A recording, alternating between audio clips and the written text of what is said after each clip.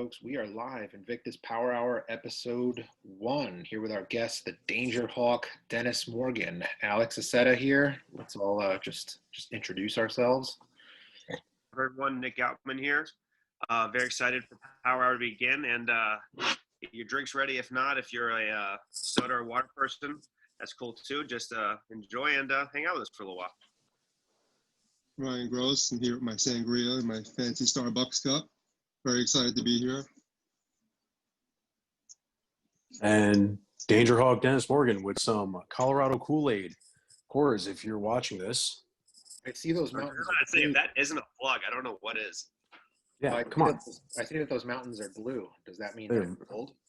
They're incredibly blue. See, I'm the kind of guy that needs to be told that my beer is cold. So that's why I Exactly. like it. Yeah. Coors only markets to the most intelligent of beer drinkers, which is why they have high technology like this. Yeah, I love it. Because you never know, your refrigerator might break down and things might, might not still be cold. So you gotta know. Yeah, I mean, sometimes your hands don't work. I don't even have hands. That's why I use this Yeti. It's called a Colster. My cousin got it for me for my birthday, and it's great. I plugged it on the Invictus live stream thing that I did a couple days ago, but I'm serious. I can't it's great. It keeps your beer cold indefinitely, and if you want to drink on the beach or in a park or outside of a elementary school or whatever, it outside of an elementary school, it's great. Yeah. Yeah. But anyway, so welcome everyone. Thank you for being here. So I think first things first, we got some questions for you, Dennis. We got some of our own questions, and then we also got some questions from the fans. The fans have been very active on the socials lately, submitting their preguntas. So we're going to get right to that. Guess I'm going to read off our questions first here, and we'll just get right to it. So let's start from the beginning. How did you first get into wrestling? Actually get in, or as a kid get into it? As a fan, okay. Kid, and then the earliest memory I have of watching wrestling has to be I was 5, and I remember coming downstairs. My dad was watching Raw. It was a Kane and X-Pac match. And all I remember was their entrance, and then they did some DX shenanigans, and my father said, okay, that's enough of that. So that's the earliest memory I have of it. But then after that, I got in late Attitude, early Ruthless Aggression era, 03, 04. So I was 10, 11 years old. I think first Mania I watched was 20. Which is what introduced me to guys like Benoit and Guerrero. Yes. And they kind of became my favorites. And then obviously Cena, because I was 12 in 2005. So that's just kind of how that works. Right. Yeah. And then it was a straight shot from there. Awesome. Yeah, that was around the time that I got into it as well, and it was an interesting time to get into wrestling at that point, because the WWF was just becoming the WWE. So you had the Rock and Stone Cold were on their way out, and then you had guys the Cenas and the Lesnars were coming in. So it was a transformative period, I think. So that sort of leads to my next question, which is, what led to your decision to become a wrestler? To start training. All right. So that starts in 06. Me and my friend Colin Weldon, Seawells, if you are listening to this is all your fault. So me and him were looking at schools when we were teenagers, way too young to be doing it. I found a school out in Hartford, I think. Mind you, this is almost 15 years ago, so it probably doesn't exist anymore. So we were trying to find schools, and right around the same time was when the PG era started and when UFC was getting more popular, and I got more into like actual MMA. And like, you know, you get into high school and it's like not cool to watch wrestling anymore. So whatever. Didn't pay attention to it for like 6 or 7 years. Basically, like all the Daniel Bryan stuff, the Shield, everything that was cool in the last 10 years, missed out on completely. I had no idea what was going on. Fast forward to 2017, and Colin had gotten a job at WWE as a writer. I was like, well, shit, if he's doing that, then I got to do it too. So I reached out to one of my friends that I went to high school with who trained, wrestled here and there on the indies. Said, hey, man, like, what's the gym that you're going to? Where are you getting trained? He hooked me up with Randy Shawn, and I started training with Randy. And within 3 weeks, that was when Bully showed up, and it became the Team 3D Academy. And then it was all history from there. Oh, that's awesome. So you got in like right at the start. Mm-hmm. Sort of like as it was forming. That's rad. Yeah. I was about to say, I totally agree with the whole sentiments about like the whole high school element that, you know, things kind of became quote unquote like uncool for a little while. I remember kind of having to hide my secret passion because I was like, man, I want to like, you know, like these girls I'm interested in, I don't know how they're going to feel about it if I say X, Y, or Z kind of thing and blah, blah, blah. But, you know, I definitely feel that. It actually wasn't until college that like, you know, I found like a group of people who were into wrestling and I was like, damn, like I actually have people to like share this interest where they get and like start watching shows and like, you know, it sort of reignited that, you know, I wasn't as afraid to, you know, talk about it and stuff like that. Yeah, that's basically what happened was, and by the way, I wasn't the Adonis that you see today in high school. I was basically just a pile of chewed bubblegum. And yeah, the whole time, like nobody in my school liked wrestling. There was maybe like 4 other kids that liked it. Just about the same amount of kids that were into punk and metal that I went to school with. So, you know, I was obviously the cool kid. But yeah, it was just like one of those things where it just fell off. I just stopped caring about it. And then once again, because I was basically like, oh, well, if Colin's writing the shit, it's got to be good. And that's what got me to watch it. I actually started watching it again. It was when New Day was feuding with the Dudley Boys. That was like what got me back into it. I'd say that's a good time to come back. Does he still work for WWE or? No, he's working for, I believe, a comic book company now. He told me the name of it, but we were very drunk, so I don't remember. And I don't know if he's still working for them. You're listening, drop it. So next question. Dream opponent, and I have in parentheses here, all time and current. So all time dream opponent, and then like currently active dream opponent. Ooh. Oh man. Let me think. All time. Besides me, Eddie Gilbert. I thought that was happening at the next show. Yeah, no, definitely. Yeah, all time, I would say probably Eddie Gilbert. Currently, damn, I don't know. I kind of want to say somebody that like you guys would be able to book, but well, yeah, no, dream opponent that's around now. Stop rolling. Probably Kenta. Probably Kenta. He's been on fire lately with the like U.S. Title shot briefcase thing. Yeah, I'm really enjoying that storyline, and I'm wondering like too like how much of it is, you know, organic, like real, like how much. Yeah, 1 second.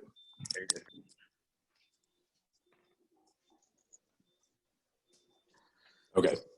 Sorry, there was a car alarm going off. I was making sure it wasn't mine. Yeah, so I'm wondering like how much of that is like actually like organic, like they're not able to get Moxley in for whatever reason, and they're just sort of like biding time by like having him defend the briefcase and stuff. But whether it's like scripted or like organic, it's some compelling storytelling. And I love Kenta. I mean, I've loved him since his Noah days. Yeah. He was one of the first guys, like, when I got back into everything, that I want to say it was like right when he started on NXT, or maybe it was like right after he got injured, but he was like one of the first guys I found out about, and I like got very into him. So, and also I try to look to guys that, because I'm not the tallest, I try to look to guys that are like around my height and say like, okay, what are these guys doing? And then I see how athletic they are, and I'm like, well, I definitely can't do that. So, Have you ever seen? You say you've like fought with, and then like how many big men? Like what's it like working with like bigger, like taller opponents? Would you say? I mean, everybody falls down the same way. Kind of. Absolutely. Not that I have much to show for it, because there's only like a handful of matches that are online. But yeah, no, just stay intense. I should care a little bit more when I go out there instead of just like, having 6 beers right before my match. But whatever. That's neither here nor there. That's how you get the crowd on your side, man. That's how you engage your audience. What's it called? I don't know if you've ever watched him, but my favorite matches of Kenta's were actually when he faced Takeshi Morishima, who Okay. So Morishima was a former Ring of Honor champion, and he was like this huge, just like fat dude, but he would just throw like mean clotheslines. He would just like swing wildly like a grizzly bear, and he had great matches with Kenta, like open weight matches, like junior versus heavyweight, and those matches were awesome because it was very much like Kenta being the smaller guy, just trying to cut him down to size, and just Morishima like overpowering him. So those are some really good like Noah matches that kind of when I was getting into it that I really enjoyed. Speaking of opponents and dream opponents, my next question is, what was going through your head when you found out that you were facing the Greek god Papadon? Shout out to him if he's listening, at our first Invictus show. You know what? I'll be honest with you. You guys gave me his name. I had really never seen anything or heard of him until you guys told me. Went online, looked at a couple of his matches. I was into it, and I was just like, all right, cool. This is, just going to go in and do my best. He beat the shit out of me. And, and then he beat the shit out of me and then had to cheat to win. So what does that tell you? True. I was right there for it, and it was a very, very. It was tough to watch me at times. You guys were really, literally, as you said, beating the shit out of each other. Like, blow. I was like, oh, God. I was watching it from Gorilla, and the boys in the back were like genuinely concerned. They were like, they thought he was shooting on you. Like, I'm pretty sure I told you that, but yeah, they like dead ass did, and they're like, oh my God, is he all right? And I was like, I don't know, because those promos that GGP was doing, like leading in, were so like the gloves were off, like he was. Yeah, I mean, he wants to give me shit for the pants that I wear, and meanwhile, you talk about somebody wearing tight pants, and then you come out wearing trunks. So it's like, what's the difference? It's either tight pants or no pants. I mean, it's the same. Is there a reason for tight pants, like as opposed to trunks? Is there a reason for like the tight pants as opposed to trunks? Just like like different. You know what I mean? Like, is there like a certain style you like want to go for long term, like the more bruiser, like halfway, like down the thigh kind of thing? I've seen your gym shots, man. I know you like to show off the like legs. Yeah. Well, if you had legs like these, you would show them off too. So obviously, you guys know, the group that I came up with was Chris Mojo, Gio Galvano, Mike Iannuzzi, guys like that. They all wore trunks. So I said, okay, they all went right. I'm going left. I'm wearing pants. I totally feel that. So absolutely. It was just a way, like when we did the smaller House of Hardcore shows, just a way to make myself stand out. No, I completely get that. It's the same range of genital mobility as well. Like no matter if you're wearing trunks or skinny jeans, like you got You know what I mean? Like the boys aren't going to be able to breathe either way. So, Exactly. yeah. Um, And I don't have to worry about the jeans ripping. Whereas, you know, certain gear makers, you get them, you know, they might not be sewn up as well, and they might rip apart, or you know, might have a wardrobe malfunction. there you go. So actually, that's a pretty good segue into my next question. When we're talking about the whole aesthetic. So you sort of, spent a lot of time in the, like New York punk metal scene prior to getting into wrestling. So how much does that culture overlap with independent wrestling? And were you able to sort of apply anything that you learned, sort of going to those shows into your wrestling career? Yeah, definitely. So me personally, it was the Hudson Valley scene. I was hanging out at the Chance quite a bit and the Loft, and up in Poughkeepsie. I don't know if you guys know where that theater is. But going to shows there. What was that? It just went up for sale, didn't it? I think so. They've been talking about it selling for the last like 6 years. But yeah, going there a bunch. And as I found out, the more I got to know everybody, one, everybody, when you go see those bands, they're all super passionate.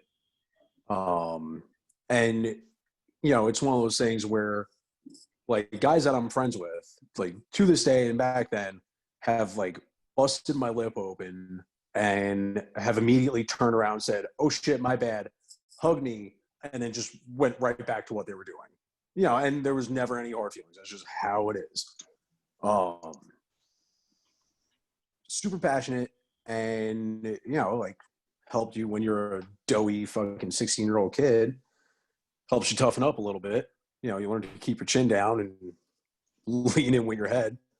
And yeah, but what I was getting to before, a lot of those kids were all big indie wrestling fans. They would all go to the Northeast Wrestling Under the Stars shows, because Beacon is a hop, skip, and a jump away from Poughkeepsie.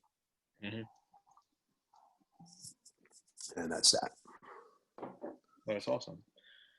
Yeah, I was gonna say, like, because I've been to. I mean, I don't think I'm like as huge a fan as you are, but like I've been to a lot of those like metal shows and stuff, and the vibe always seems very similar. You got the merch table, you got the just sort of like guys that maybe, I don't know what I'm trying to say. Rugged individualism, I think, is the word I'm looking for. Guys that kind of go out, blaze their own path, don't care what other people think about them. And I feel like that, yeah, there's a lot of overlap between that and indie wrestling. So that's cool. And also like just a lot about like building your brand, whether you're some unsigned like bunker metal band or an independent wrestler, there's a lot of, stuff that you can adapt in terms of, getting the word out about yourself. Yeah, and the parallels are unbound. There's actually a guy on YouTube that I watch a lot, Finn McKenty, who is the punk rock MBA. And he always brings up different bands who basically, okay, what can we do to get ourselves out there? Like, what can we do to set us apart from everybody else? And, a big thing that he brought up, which it's Pro Wrestling 101, is guys like Fred Durst. Any news is good news. Fred Durst was, for lack of a better term, a giant douche. And Limp Bizkit, because of that, was always in the news. And Limp Bizkit was one of the biggest bands of the late 90s. And I know that's like the most dated wrestling thing I could do is bring up fucking Limp Bizkit. But we love that's just an example. Same thing with like the Haley Williams and who else? Ronnie Radke is another one. Yep. Kept his name in the news. Falling in Reverse is still sort of relevant, and he's making a ton of money. And he's dating Paige. That he is. So going off of that, what is the best concert you've been to? Ooh, Best one I've been to. Probably. Oh man. I'm gonna do top 3. Go for it. Cool Tour, which was in 2010, which I actually went to in South Carolina. There was like 10 bands on that tour, but basically the headliners were As I Lay Dying, Under Oath, and Between the Buried and Me. Ooh. Yeah, it was excellent. And then, like, I guess you would say the undercard, the openers for the rest of the show were all awesome bands that I still listen to. Acacia Strain being one of them, who is one of my favorite bands of all time. So yeah, I saw them on Cool your Tour recap that you posted, or Spotify. Which one? I saw Acacia Strain on your Spotify Wrapped when you posted it. I was like, oh, respect. Oh yeah, I think one of their songs on their new album. I think I was like the top fan of that song or something like that. Like I listened to it however many times before, like while it was out for like a week. Yeah. So yeah, Cool Tour 2010. Fear, punk band Fear. I saw in 2018, right? 2 years ago. I think it was at Irving Plaza. Was it Irving Plaza or Gramercy? I don't remember. And Big Four at Yankee Stadium. You were there? Yep. I was there too. No shit. Yeah. What is happening right now? I was there with a buddy of mine and his like much older friend. It was like a little weird that he was hanging out with us, but yeah. I know he's not going to watch this, so I can say that. But yeah. No, that was awesome. Yeah, I went there. That was me and my father went, and I was lucky enough to see my cousin play at Yankee Stadium. So that was cool. Oh, that's right. Rob, Rob, you're not listening to this, but if you are, what's up? Well. I mean, tell the folks at home who your cousin is. My cousin is a former guitarist for the band Anthrax and a current guitarist for the band Volbeat. He's also an excellent producer. That's awesome. I mean, unpopular opinion, but I think everyone that was at that concert would agree that Slayer eclipsed Metallica. Yes. 100%. Yeah. Without a doubt. Just because you don't have the lasers and the flamethrowers and all the smoke and mirrors, yeah. Although I will say there was a full moon that night, I remember, and like the lasers and the smoke like in front of the full moon was like a really cool visual. But I will say, music wise, Slayer killed it that night. I do have to say though, going off of that point, by far the best concert I've ever seen is Metallica live when they got inducted into the Rock and Roll Hall of Fame. That performance was unreal.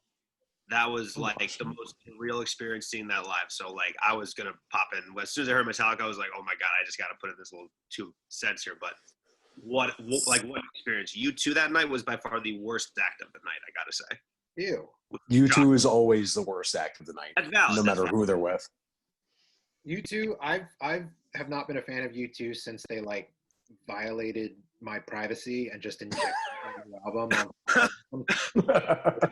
That was the most. Dude, that was personal harassment. Do you know what Bono said when they asked him like why did he do it? He said, and I quote, you can look this up. He was like, I was afraid people wouldn't hear it otherwise. Like, why don't you just say your band fucking sucks? Like, why?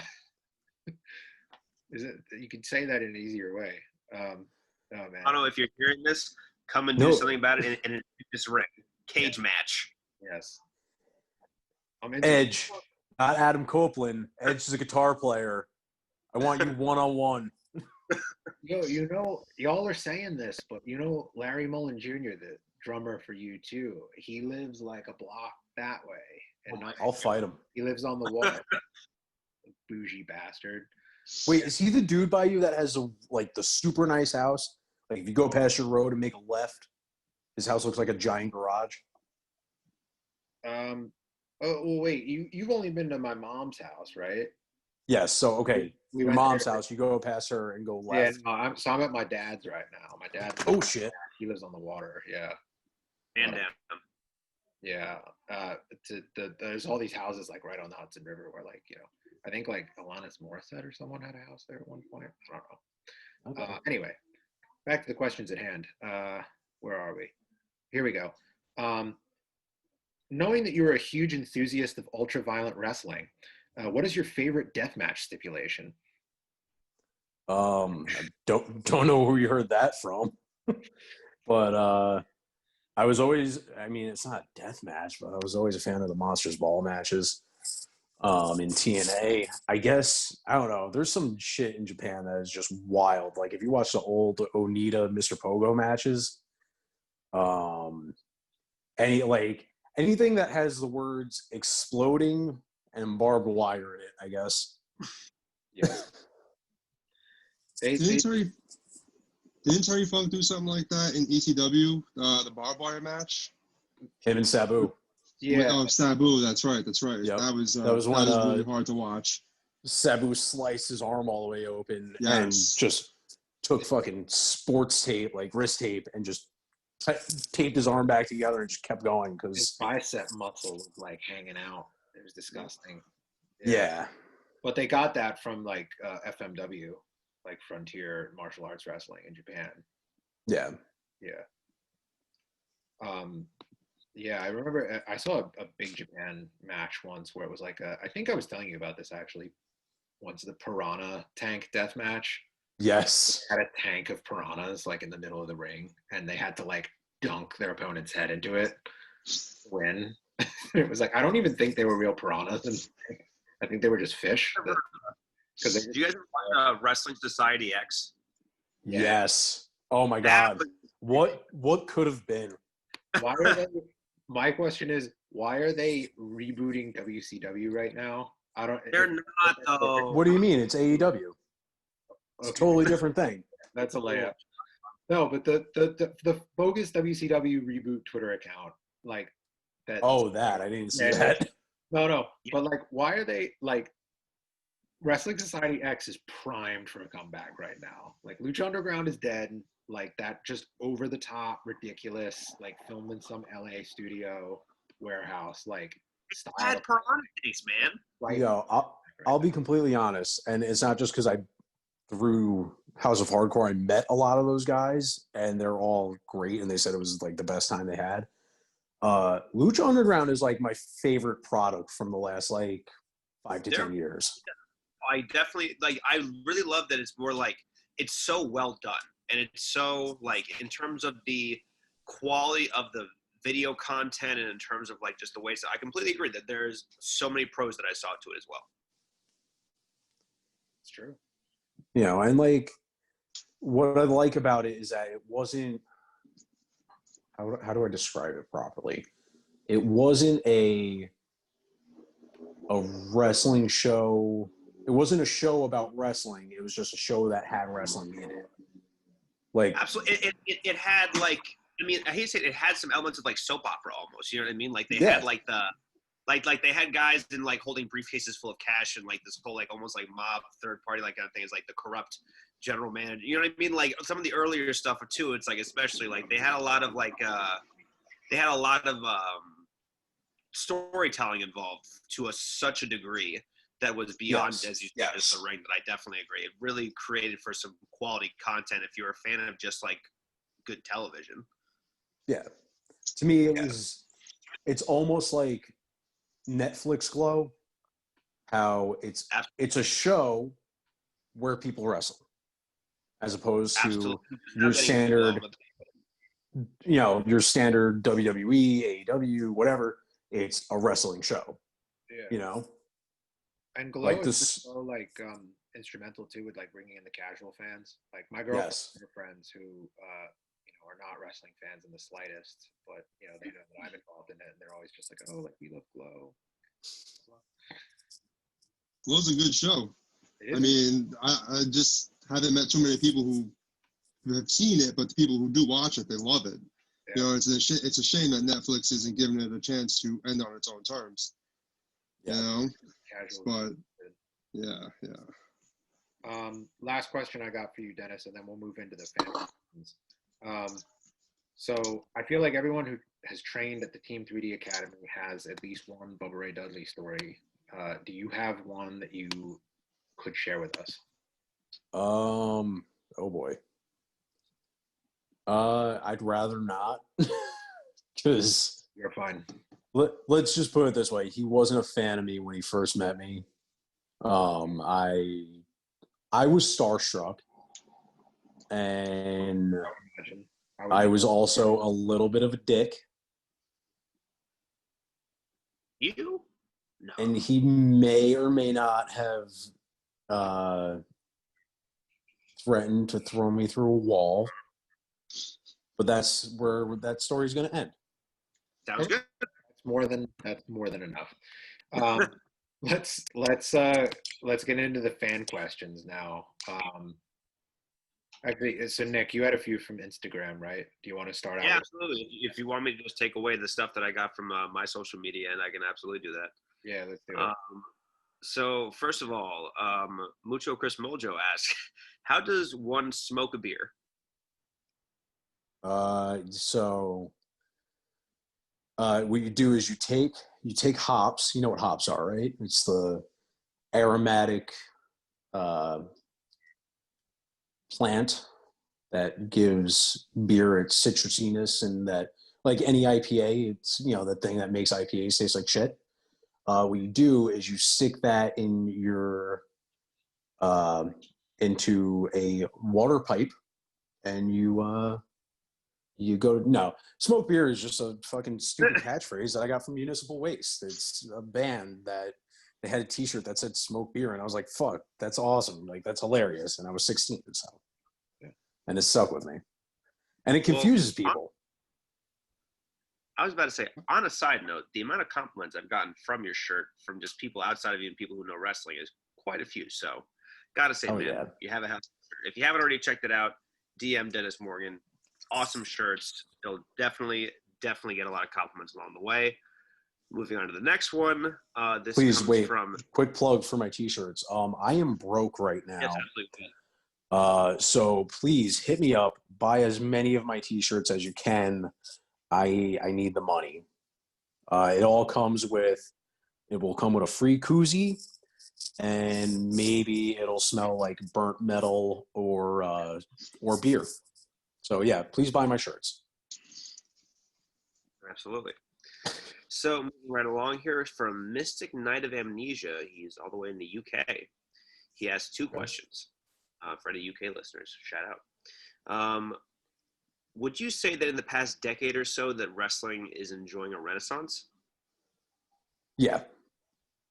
Yeah, and that's clear just from how much, I mean, maybe it's just because I'm in a bubble on Twitter and Instagram, but I mean, when I was in high school, when I wasn't watching it, I never heard people that weren't wrestling fans talking about it. Now, just through various things on social media, with TikTok bringing back old videos of The Rock and Austin and Flair, and, you know, Migos doing Ric Flair drip, wrestling is becoming in vogue again, and it's becoming more of a pop culture thing again. Sasha Banks being on Mandalorian is a huge push for just things becoming a household name again. No, I definitely agree. I mean, since, you know, it's been quite some time since we've had this much buzz in terms of mainstream to the wrestling community, in terms of that gap's hasn't been this bridged in a long time. So I definitely agree with that. His second question was, I'm going out to the bars tonight. What should I have to eat when I get home? When you get home, I usually when I get home, it's whatever is in the fridge that I see first. So it's generally like leftover pizza or something like that. If you have eggs at your home, I would say go make yourself some scrambled eggs, throw some cheese in there. If you have some like pre-cooked bacon, throw some bacon in it. If not, it's too much of a mess and it's going to take too much time. So just some eggs, some toast, some cheese, and just go to town on that.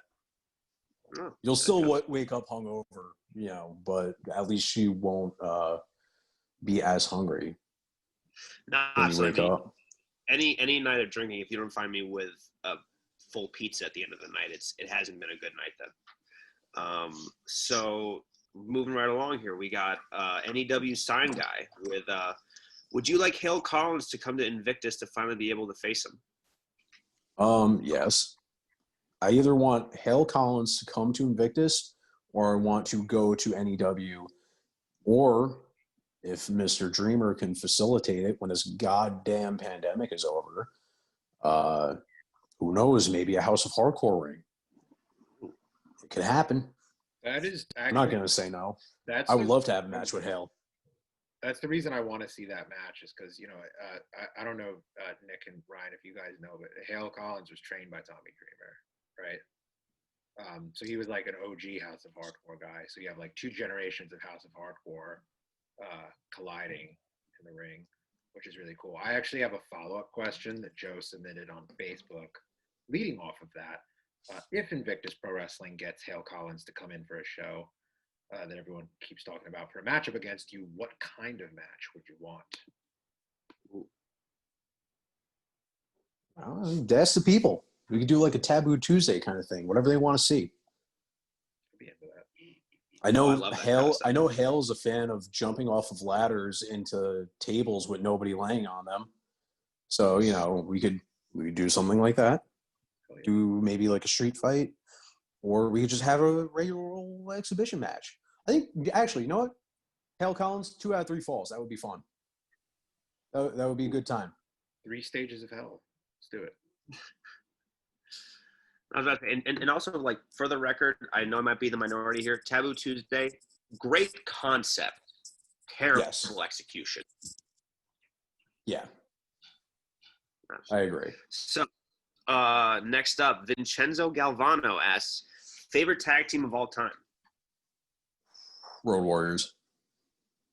Ooh, very solid choice. Yeah. So we had a couple questions submitted from our good friend Zane Nakvi. He's over in Chicago. He's our little Chicago representative. So he knows that obviously you had a little bit of right now, Zane, this is for you. All right, if you're listening. Oh boy. Turning my screen off. Continue. So okay. I have no idea what that was. So moving right along here. No, obviously there was a little bit of a change in your surname or nickname. So if Lowlife Dennis Morgan and Dangerhawk Dennis Morgan had a match, who would win? Neither. It would be a double count out because they would both leave and head to the closest bar and just get drunk together. Or hospital, depending on how bad the situation was. Just a quick question to follow up your question. Can you explain why you went from Lowlife to Dangerhawk, Dennis Morgan? Among other reasons, the name Lowlife was already taken. Louis Ramos, he is also known as Lowlife Louis, wrestles for ICW, Hardcore Hustle, a couple of other companies. I think he does stuff with Game Changer too. Sorry, Louis, I don't know. I don't follow your career that much. I just didn't want to take your name. And then Dangerhawk just came from a joke that I made in school. I will say the Lowlife coat that you had was a kick-ass coat, man. Thank you. That was done by my good friend Mike Stavali at The Mad Striper on Instagram. He's actually currently doing commissions. So if you want anything done, hit him up. That the song was a banger, I gotta say. I still listen to Lowlife all the time. The song was fantastic. So they were another great concert. I saw them last October, I think. That was the last concert I went to. It was them and Steel Panther. Fantastic. So Zane has 2 follow-up questions, if that's cool. So, is the reason you drink PBR because you damaged your taste buds in one of your previous matches? Nope. I drink PBR because it's cheap and it gets the job done. That's very fair. That's very fair. And also, for the record, Zane will be coming by a future Invictus event, so feel free to lay in some stiff shots to him after all these questions, because boy, oh boy, were some of them interesting. Zane, bring me last a question, pack, and we'll call it a day. There you go. Problem solved. do you ever not dress like you're going to a My Chemical Romance concert? Wow. Wow. Again, I told you you were rough, man. Oh man, do I dress like I'm going to a My Chemical Romance concert? Not currently. I gotta say, not currently. I would not No, be caught dead in a I'm hot dressed like you right now, Nick. I got my Redcon pants on. Hey, there we go, man. No, generally I am not dressed like I'm going to a My Chemical Romance concert. I'm I actually will be not. sure to put next live event. No problem. It's more or less. I usually dress like I'm going to a Terror concert. It's usually like basketball shorts and a hoodie. So, Terror being the LA hardcore band. Honestly, like it's always you gotta dress cozy, especially now. Like, there's no reason to like what the hell's the point in like dressing in any way, shape, or form something that isn't comfortable? Exactly. I mean, I'm not working right now, so I'm basically living in sweatpants and shorts. But if I am working, it's Pants all day. This is fantastic. Yeah, it's blue jeans and a t-shirt. So there you go.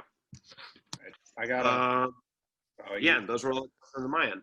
Okay, yeah. So I got a couple more questions that came from Facebook and Twitter. That confuses a lot of people that we like different people run the socials. But anyway, so this question comes from your old nemesis, Jason Andrews, on Facebook. Asked. He has a couple questions. Why Dangerhawk? That was the first one. Yeah, I answered that question already. So it's already covered, my friend. Yes. Okay. Cool. Sorry, I was in the bathroom. Second question: how do you get them calves of steel? Jason, if you work very hard, one day you might be able to travel back in time and find a grandfather who has giant calves. Because I'll be honest, it's just genetics. I was just about to say, man, it had like. Unless you have some trick that you like that I haven't discovered, like I've tried everything to build my calves, man. I feel like unless you come from just someone who has ginormous calves, it just ain't happening. Yeah, no, my grandfather he's an ox of a man, and he just has massive legs, and that is what he passed down to me. Would have been nice if he passed down his height, but you can't get everything. I mean, Nathan Andrews has kick pads with his name on them. But I feel like that's pretty cool. That's like a cool consolation prize. If you can't have calves of steel. Yeah, just cover them up. Yeah. And then also Jason Andrews says hi. That was like his last thing that he wrote on there. Hi, Jason. Thank you for wearing my shirt today and posting it on your story. Oh, did he do that? That's so sweet. He did. And then my second question, or we already covered Joe's question. My next question comes from Mr. Bronco Bronson on Twitter. He said if Dennis Morgan could spend an evening smoking beers with 4 other wrestlers and or wrestling personalities, dead or alive, who would they be? Oh, I saw that on Twitter, and I've been thinking about it since last night. Damn. Bruiser Brody, 100%. Yep. Stone Cold, because duh.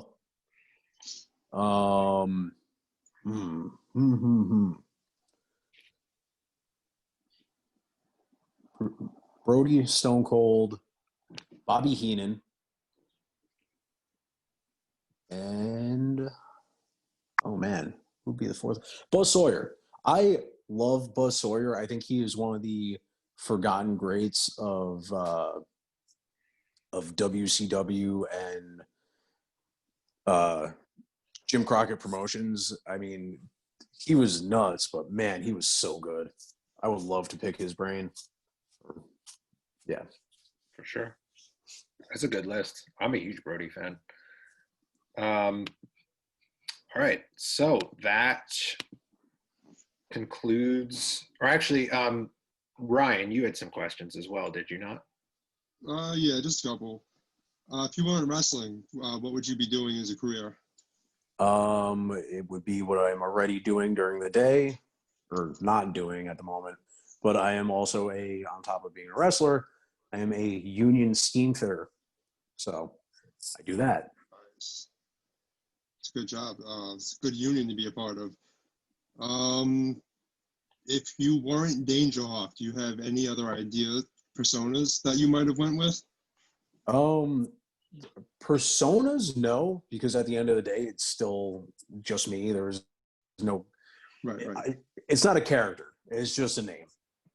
Right. And at the end of the day, no matter what, you're still getting Dennis Morgan, and just an unfiltered Dennis Morgan.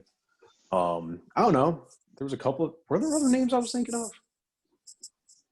No, there really wasn't. So yeah, unless somebody gives me a better idea, maybe I'll change it for the next show. Who knows? Quadzilla. Hardwood rich mahogany. if I could get permission from the boss man, I would do Cavzilla Jr. But Ooh. yeah, he's got to give me permission for that. All right. Last question. Can you do your top 5 favorite beers? Top 5 favorite beers. In no particular order. Let's see. PBR. The 6 Point Brewing had a beer called Abigail that was really good. Fat Tire. Oh my God, what was the Big Bone Tire? Is it Fat Tire? Yeah. Fat Tire is a good beer.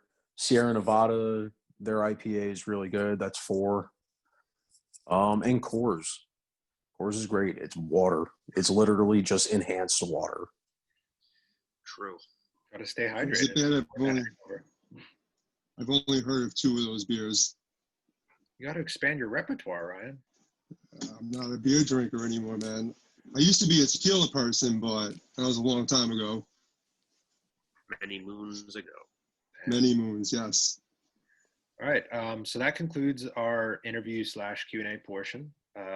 We will now be moving into our news roundup. As we mentioned before, this podcast, variety show, whatever you want to call it, is not just focused on the goings on in Invictus, but in the wrestling world in general. So we're going to talk now a little bit about some of the top stories in the world of wrestling.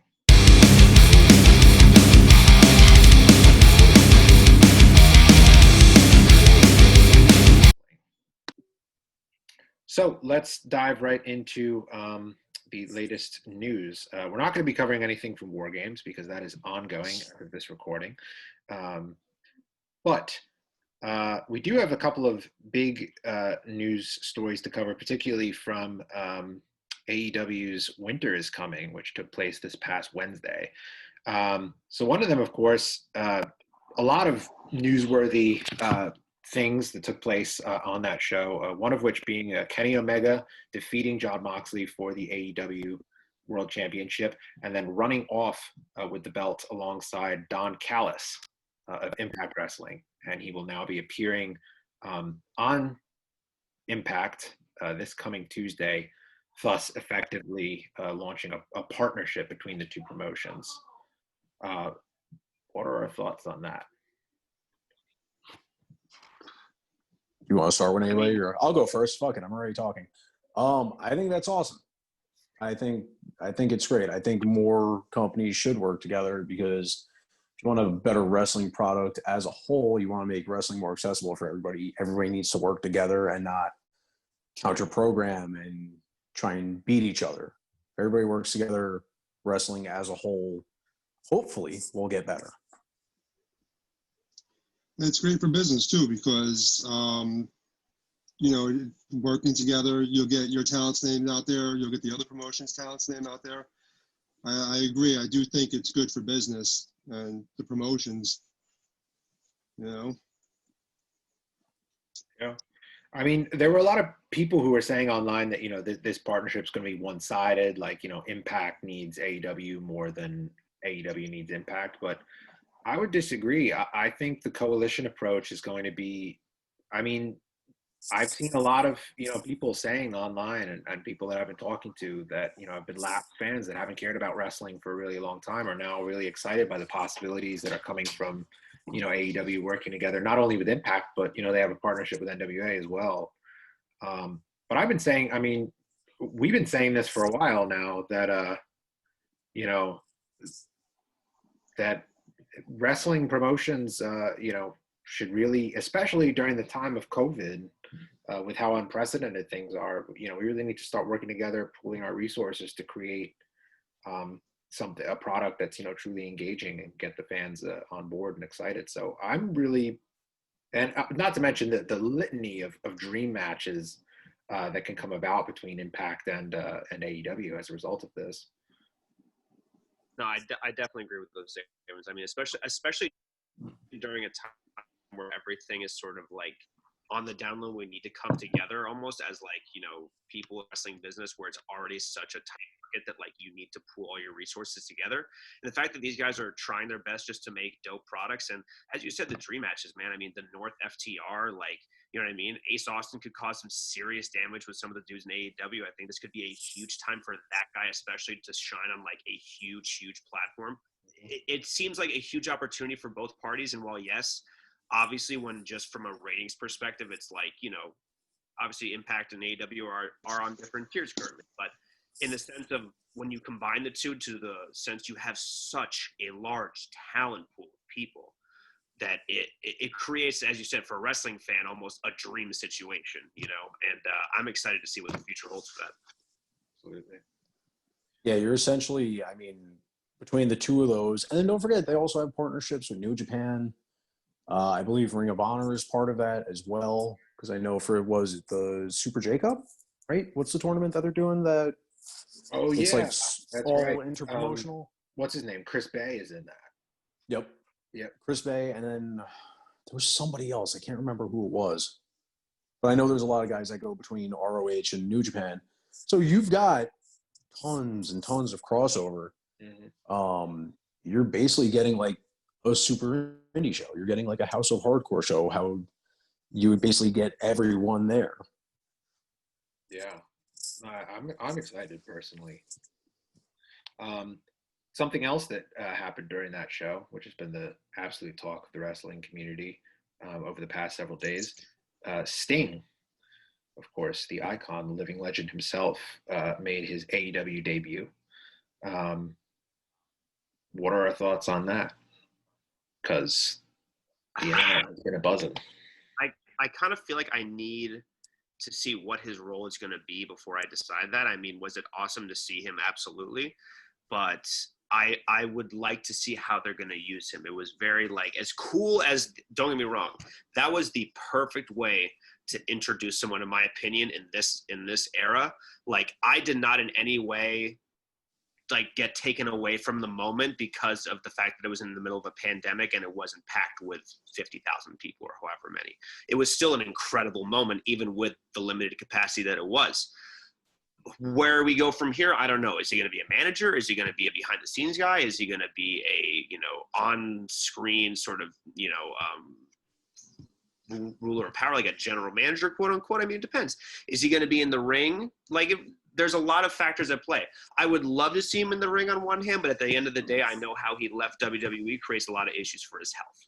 So there's a lot to dive in there. I think either way, though, for the roster of AEW, he's nothing but a benefit to them, just to pick his brain and have that veteran experience on hand.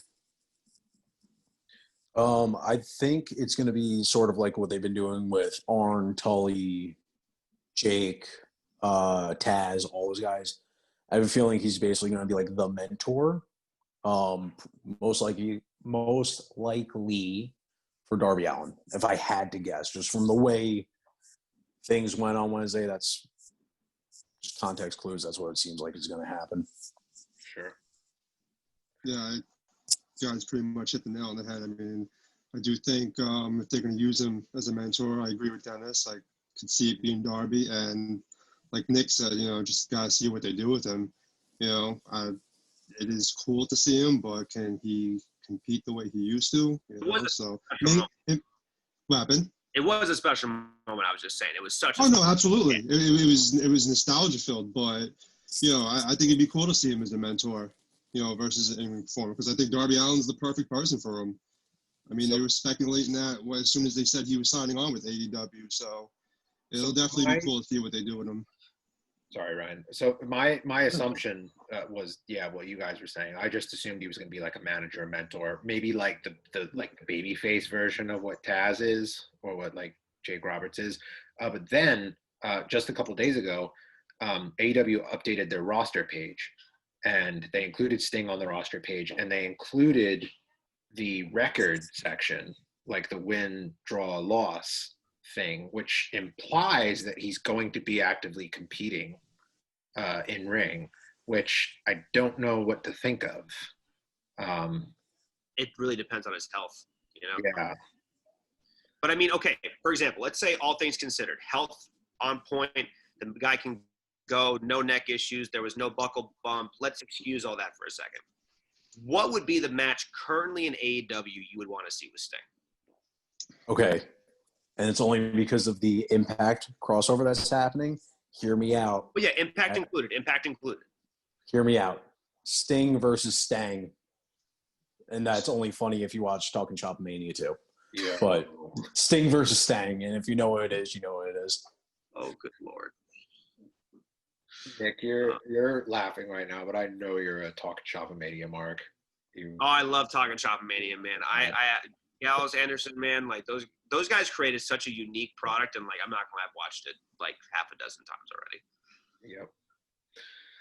Oh my God. So next and final piece of news, of course, this is a little bit more somber, but of course, Pat Patterson passed away this past week. So there was an outpouring of tributes coming from all over the wrestling community.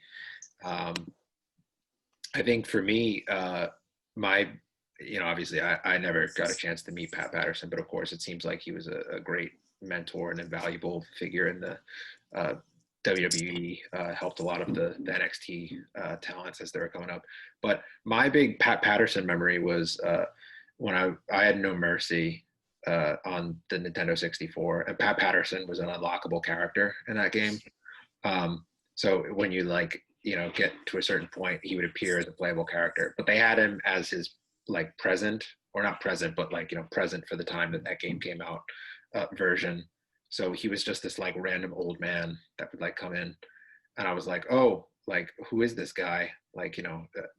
11 or 12-year-old me, however old I was playing that game. And then I was it prompted me to research him a little bit, and I was like, oh, this guy's the real deal. Former Intercontinental Champion, man. So I thought that was cool. Yeah, shout out, rest in peace to Pat Patterson. The amount of unique finishes and everything that I heard that he was able to help out with behind the scenes is truly remarkable. Apparently he was the man behind the WrestleMania 6 Ultimate Warrior Hulk Hogan conclusion. He was the man who sort of spaced that all out, and assuming, of course, that is true, that's, just stuff like that is, he's a man who created really incredible moments for a lot of people. He's also the father of the Royal Rumble. That was his concept, I believe. Yes. You know? I forget where I heard this story, but basically somebody was telling me that Pat Patterson, being Vince's right-hand man, was kind of the guy who would say, might have been on Something to Wrestle With, I don't remember. But long story short, Pat Patterson was the guy who was there, that would basically say hey Vince, this is a pretty bad idea. We should probably not do it. Let's do this instead. And yeah, that was basically the whole thing. He was Vince's Jiminy Cricket saying yeah, maybe let's not, on a lot of terrible ideas. Gotta respect that. Yeah, anyone that's willing to stand up to Vince, gotta respect that. Also, of course, shattered the glass ceiling in terms of LGBTQ, presence in professional wrestling as well. He walked so that the Darren Youngs and Jake Atlases of the world could fly. So, on that note, so now we're going to go into something that I'm looking forward to, which is the reaction bit. So I'm going to share my screen right now. So this is a clip that's been making its rounds on the around the wrestling social media a bit. This is from an ECWA show that took place this past weekend.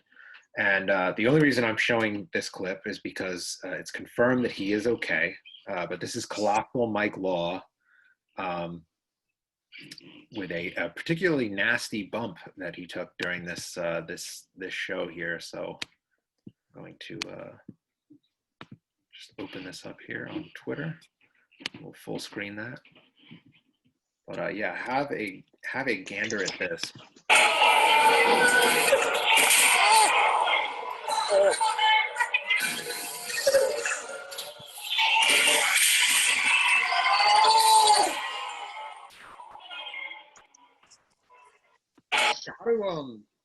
Yeah.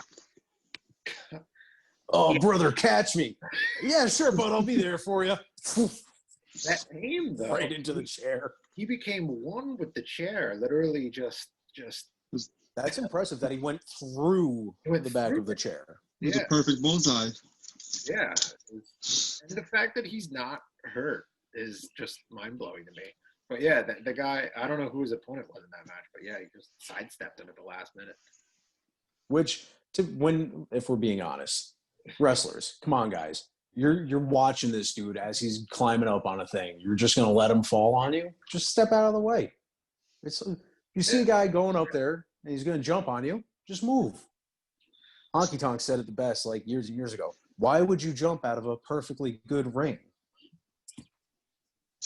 Nick's off camera. I don't know, but shout out to him because like that's brutal. I wouldn't do it. And glad to hear that he's okay. Nick is vomiting profusely right now. Yeah, that's why he's gone. Yeah, no, he is okay. Shout out to Colossal Mike Law. He's a local worker. He's in the New York, New Jersey area. So, Mike, if you're watching this, give us a call. We'd love to bring you in at some point. He's the one that does the. You guys ever seen he's got the giant barbell that he brings in the ring? Nope. So he's like, his whole thing is that he's like colossal, like he's actually really short, but he brings in this big like barbell to show that he's like huge.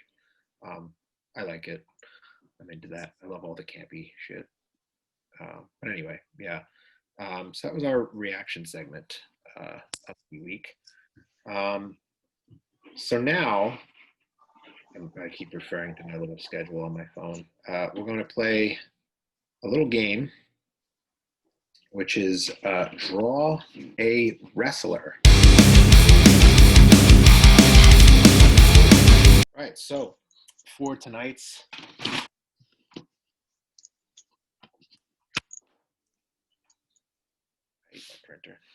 for tonight's game challenge, we're going to be doing Draw a Wrestler, aka Pictionary. So we've all got our scrap paper here. So here's how it's going to work. We're going to do 3 60-second rounds. We're going to have 60 seconds to draw a wrestler of our choosing. After that 60 seconds is up, we're going to show our wrestler one at a time.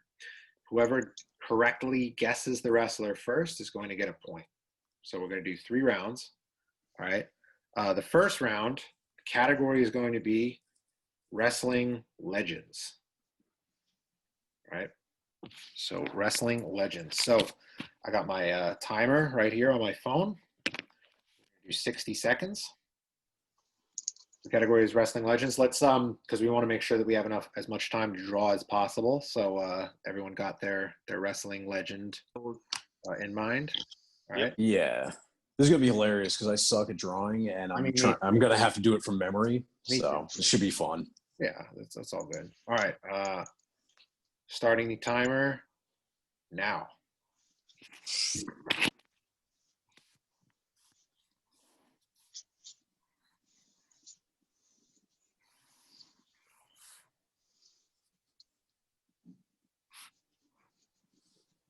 Oh man, this is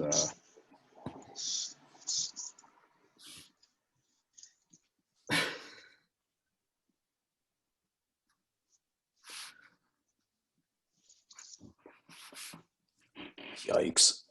Yeah, this is This is real bad. Yep. Oh, man.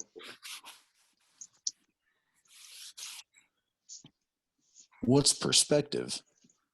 This is abstract art at its finest. Oh yeah, this thing's gonna look like a Picasso when it's done. Probably go to Picasso's giving me too much credit right here.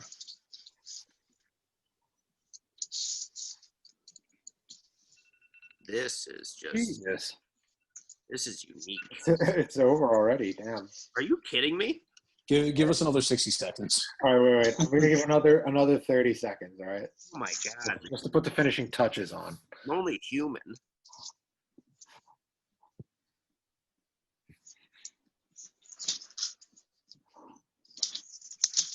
I look like I drew a giant baby. Wow, you know what? I'm not showing this. This is awful. No, you have to. Show it and you will like it. No. Otherwise, your contract is revoked, Dennis. Dennis, I promise you it's no worse than what I'm about to show you. Oh, this could literally hang on. That's the timer. All right. Fuck. All right. Pencils down, gentlemen. All right. So wait, I'm gonna draw out the what's it called? A little score chart. Track. This has to be the most like chaotic, neutral wrestling show, podcast, whatever. I doubt one person will get this. Alec, Nick, Ryan. I do think, despite how bad this drawing is, it's pretty easy to figure out who this is. So I think so for me too, honestly. I mean, what I drew is said legend, not in his wrestling stuff. It's how he looked in a movie. So that should, hopefully that gives it away enough. That gives me a huge hint. But all right, let's start. Why don't I'll go first, and then we'll work our way around. All right. So, are we ready? Drum roll, please. I guess, yeah.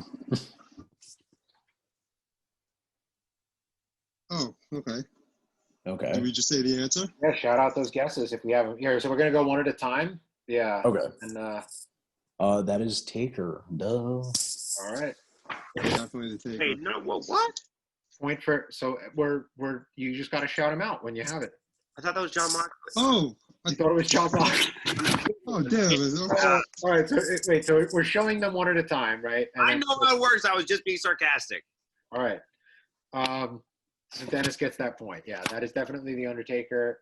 I gave the Sarah tattoo on his neck. Yep. And then I gave It's not a bad drawing. I gave him these big meaty traps too, which I don't know if like Taker actually had those, but yeah. And it's like, you know, I gave him the O face as well. Yeah, I like that. Taker, thank you for hashtag 30 years. All right, yeah, let's work our way around this way. So Ryan, you're up next. All right, ready? Yeah, let's do it. Oh, Yokozuna. Who said it? That's me. Yeah, that's Yoko. Yeah. I don't know what those legs were, but that was Yokozuna right there. Yokozuna. All right. Awesome. Good choice. We'll keep things going. Nick.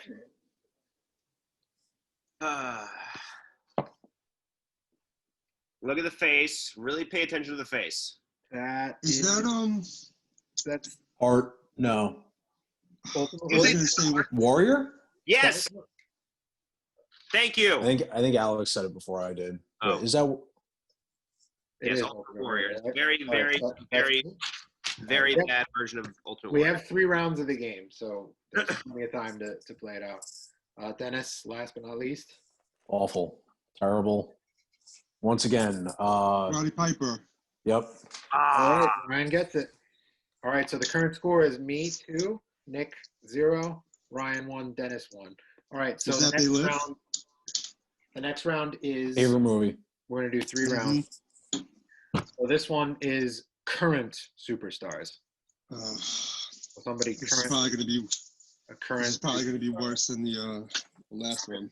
So let's do. We decided last time that 60 seconds was too short, right? So we're gonna do 1 minute 30. All right. Let's do it. Starting. Wait, do we all have our guy? No, I need 1 second. God damn, this movie. okay. Oh, All wait. right, I know all what I can do. I know what I can do. right. Right. So we all have it? Yep. All right. Let's do it.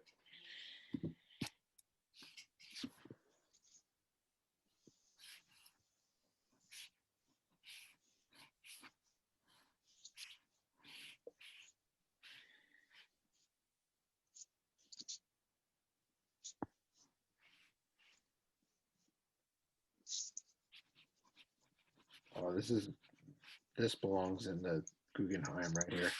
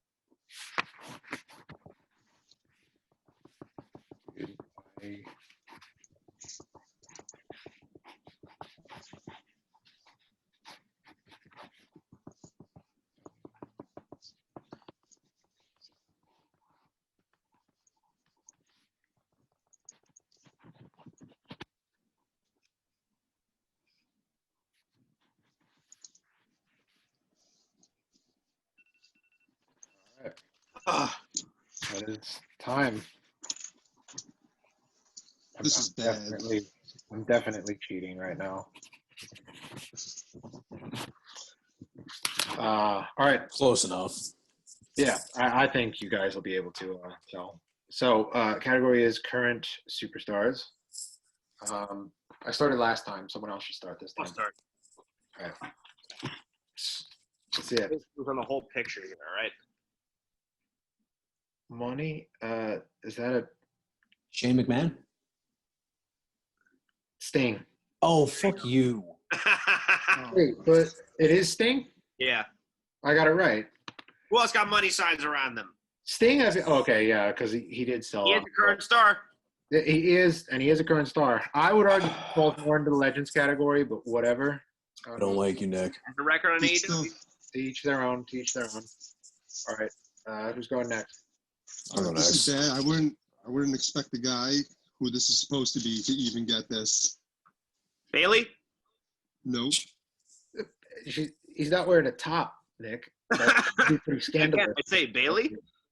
What?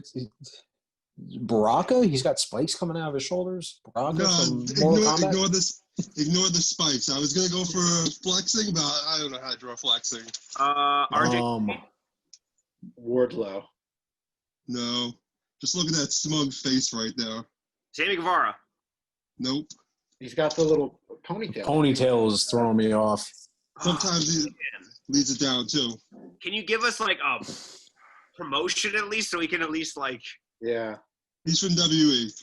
he's from WWE. Okay. Yes. That I'll Adam give you another- Cole? I don't watch a lot of WWE. Lucha Brother. Oh my God, I'm drawing a blank on his name. Told you this is. He was in the tag team with Andrade.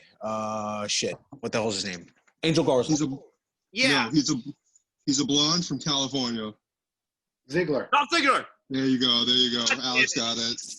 Oh, I'm killing it I today. wanna- Damn it. I'm killing it today. That was a tough one. I guess I'll go next. All right, ready? Hopefully we all get this one. Luchasaurus? Hey, Yeah. Ryan's got it. I drew at the last second. I drew Marco on his. Yeah, I didn't see the Marco bit. Yeah.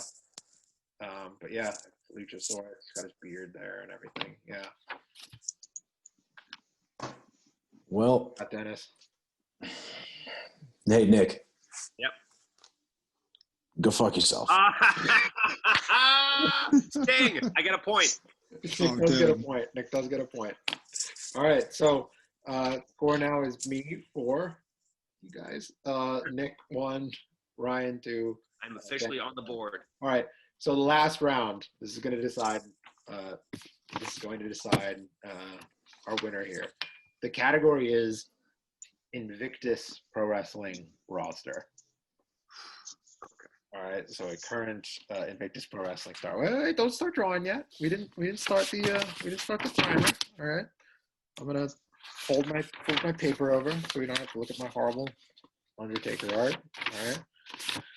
All right. Everyone got their person in mind? Yep. Yep. All right. 1 minute 30 starts now.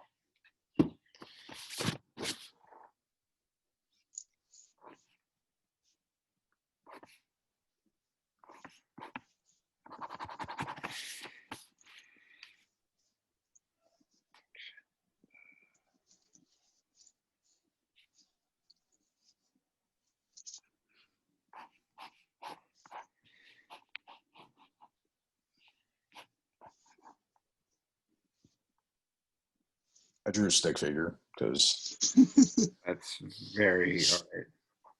he's got no ass. Excuse me.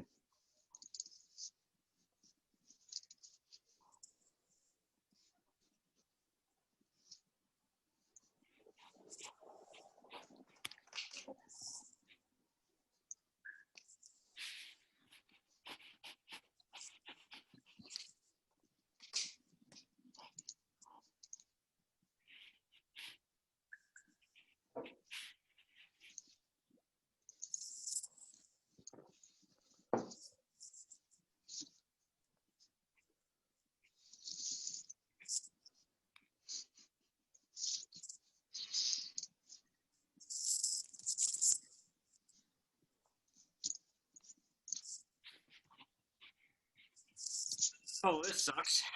All right. What's the timer? Who's starting out this time? I'll go I think first. mine's Not gonna be me. Mine's fucking terrible. All right. Let's see. Oh, God damn you. Why'd you do me 2 in a row? MCM. PM. Yep. Oh, Nick gets it. There we go. Just so I can get it out of the way. All right. Let's see it. Show it. MCM. Oh. Do I get a point for that? All right. All right, I want to go. All right. Stepdads? Ooh. Yes. Oh, one for Dennis. All right. There's only like 4 tag teams to choose from, so I mean. I apologize in advance. Is that Oh, Dennis? God, Dennis Morgan. That's me. Yeah, it is Dennis Morgan. That's flattering. You made me look way more jacked than I am. Yeah. No, anything for you, bud. Smoke beer right there. I even included the mustache. Thank you. Yeah. Who got that? Was that you, Nick? Yeah. No, yeah. I mean, yeah. The smoke beer gave it away, but yes. All right. Wasn't me. So the winner is me The exalted one. with 4. Nick and Ryan are tied for second with 3 each, and Dennis, you're in last with Classic Booker puts himself over. Yep. Sorry. All right. All right. So that was Draw a Wrestler, Pictionary, whatever you want to call it. We flexed our art skills. Oh, yeah. Guggenheim/MoMA, please book us. We're starving artists here. I want a modern art death match. Modern art, dude. Oh. Still life with apricots and pears versus First person to cause over $4 million in damages wins. Yeah, I love it. And the loser has to pay for it. Yikes. All right. Well, that is all she wrote for our first episode of the Invictus Power Hour. I'm Alex Seta here for Ryan Gross, Nick Goutman, and the Dangerhawk, Dennis Morgan. Dennis, you want to plug any socials or anything like that before we sign off? Yes, you can follow me on Twitter and Instagram at NotDMorgan. If you feel like following me on TikTok, it's basically just me ranting about bullshit. It's at Snacks Teller. Buy my shirts. And if you come to a show, bring me beer. Man of simple taste. All right. Until next time, folks, we are the Invictus team, and we will see you guys later. Peace.